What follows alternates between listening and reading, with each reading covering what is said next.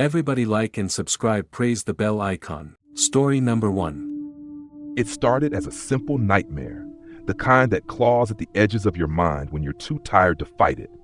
Jake had always been a light sleeper, prone to restless nights filled with half-remembered shadows and whispers. But this night was different. From the moment his head hit the pillow, he felt an unsettling heaviness pressed down on his chest, as if the air itself had turned thick and poisonous. The nightmare began in a place he didn't recognize, an endless maze of dark corridors, walls bleeding with a faint, unnatural glow. The silence was absolute, except for a soft, wet sound echoing somewhere far ahead. Jake moved cautiously, each step slower than the last, as if invisible chains pulled at his ankles. Suddenly, the walls seemed to breathe, inhaling and exhaling with a slow, deliberate rhythm. The faint sound grew louder, revealing itself to be the wet, sickening sound of something dragging itself across the floor. Jake's heart hammered as a shape emerged from the darkness. A figure hunched and twisted, skin hanging off its frame like ragged curtains, eyes hollow, black pits reflecting nothing but endless void. It didn't walk. It slithered, limbs dragging unnaturally, leaving a slick trail behind. Its gaze locked onto Jake, freezing him in place. The figure whispered a name, his name, in a voice like cracked glass scraping bone. Frozen in terror, Jake tried to scream, but no sound escaped. The creature lunged, its touch colder than death itself. Suddenly, Jake woke up gasping, drenched in sweat. The room was dark, but the nightmare clung to him like a second skin. The clock showed 3:33 a.m., the same time he'd seen in every nightmare for weeks. But the terror wasn't over. As he reached to turn on his bedside lamp, the bulb shattered with a deafening crash, plunging him into complete darkness. The whispering voice returned, this time from the corner of the room, closer than before. "You're mine," it hissed. Jake's breath hitched. He fumbled for his phone, but realized it was gone, vanished from the surface where he always left it. The whispers grew louder, a chorus of voices chanting his name, crawling under the door, seeping from the walls. Then the air grew cold, a paralyzing frost spreading across his skin. In the pitch-black room, the shadows moved of their own accord. Shapes twisted and turned, merging into a grotesque mass that filled the space around him. Jake tried to scream again, but found himself locked in a silent scream, trapped in a waking nightmare where the monster wasn't just in his mind. It was here, real, feeding on his fear. When dawn finally broke, the room was empty. Jake was gone. Only a shattered light bulb and a chilling silence remained, as if the nightmare had swallowed him whole, leaving nothing but the faintest trace of a whispered warning. Beware the night where dreams become your prison. Story number 2. The night was colder than usual, the kind of cold that seemed to seep into your bones and never leave. Alex had been tossing and turning, haunted by the same recurring nightmare for weeks. It wasn't just any nightmare.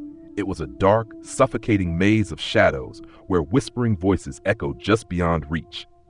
Each time, the voices grew louder, more urgent, but never clear enough to understand. The walls of the dream shifted and warped like something alive, closing in tighter with every second.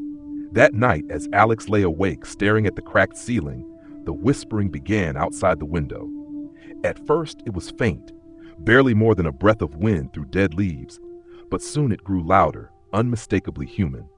A chorus of low voices chanting in a language Alex didn't recognize, a guttural chant that clawed at the edges of sanity.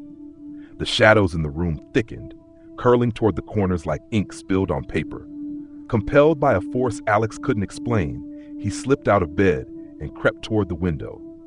Outside, the street was empty, but the air was thick with mist that moved like it had a mind of its own, curling around streetlights and swallowing the world in gray haze.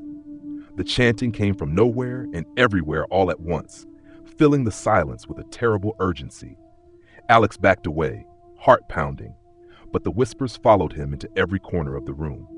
The walls began to breathe, pulsing in and out like lungs. Shapes flickered in the darkness, figures with hollow eyes and twisted grins, melting into the walls and reappearing closer every time Alex blinked. His breath hitched as one figure stepped forward, reaching out with fingers like brittle twigs. It whispered his name, sharp and cold. He fled to the bathroom, locking the door behind him, but the voices pressed through the walls, louder, more desperate. In the mirror, Alex's reflection warped, eyes bleeding black tears as the figure's shadow stretched across his face. The room temperature plummeted. Frost spiderwebbed across the glass, distorting the reflection into a grotesque mask. Suddenly, the lights went out. Complete darkness swallowed the room, but Alex could still see. The shadows had taken over his vision, filling his sight with nightmares made real. The voices weren't just whispering anymore. They screamed, promising that if he closed his eyes, they would be there, waiting. Desperate, he turned on his phone's flashlight. The beam cut through the darkness, but it illuminated something terrifying. Scratches gouged into the walls around the door, jagged and fresh, as if claws had been tearing at the wood for hours. The whispers stopped. For a moment, silence. Then the door handle rattled violently. Something was trying to get in. Alex's phone flickered and died. In the pitch black, he heard slow, deliberate breathing on the other side of the door. Close, too close. He never saw what came next, but when the morning sun spilled through the window, the room was empty, cold, and silent. Alex was gone, vanished without a trace, except for the scratches on the door and the faint echo of whispered names carried on the wind. Story number 3. It started as a simple nightmare, one of those dreams where everything feels just a little off, but you can't quite put your finger on why. The kind where the shadows stretch too long and familiar faces twist into unrecognizable masks. But this nightmare was different. It was real.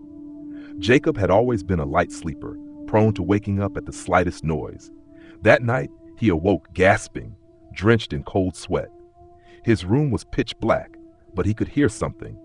Faint, almost like whispering voices coming from outside his window. He told himself it was just his mind playing tricks, the leftover fear from a horror movie he had watched days before. But the whispers grew louder, turning into a harsh, unintelligible chant that seemed to crawl under his skin. He tried to get up, but his body was frozen, like he was trapped inside himself. Panic clawed at his throat as the shadows in the room began to move on their own, stretching and twisting into grotesque shapes. His breath hitched when one of the shadows detached itself from the wall and slithered toward his bed, its form shimmering between solid and vapor. Jacob's eyes squeezed shut, begging to wake up. When he opened them, the room was empty again. The whispers had vanished, replaced by an eerie silence that was even worse. He rubbed his eyes and reached for his phone to check the time, but the screen was cracked and black, dead as if it had been smashed. The feeling of being watched grew unbearable. Suddenly, a soft tapping began at his window, slow and deliberate. His heart pounded so loud he was sure the whole neighborhood could hear it. He forced himself to stand, every muscle trembling, and crept toward the window. Peering out, he saw nothing but the empty street, bathed in the pale glow of the moon. He blinked, and then he saw it. A figure stood across the road, just beyond the street lamp's flickering light. It was tall and thin, draped in ragged black clothes that seemed to absorb the light. Its face was hidden in deep shadow, but two eyes glowed like embers, burning directly into Jacob's soul. The figure didn't move, but its presence was unbearable, like the air itself was being sucked from the room. Jacob slammed the curtains shut, heart racing, and stumbled back. That's when the whispering returned, inside his head this time, low and urgent. The voice hissed, "You belong to us now." He wanted to scream, to run, but his feet felt glued to the floor. The shadows crept back, engulfing the walls, swallowing the furniture, wrapping around him like suffocating chains. The last thing Jacob saw before the darkness claimed him was the glowing eyes, closer now, just inches from his face. When morning came, Jacob's room was empty. No sign of struggle, no note, no trace, just the faint, lingering scent of something cold and metallic. The neighbors reported hearing a scream that night, sharp and sudden, but no one ever saw Jacob again. Sometimes, late at night, the street lamp across the road flickers and casts a shadow that doesn't quite match the shape of the tree beside it. And if you listen closely, beneath the hum of the city, you can still hear whispering, a voice calling out, waiting for the next soul to belong to the night.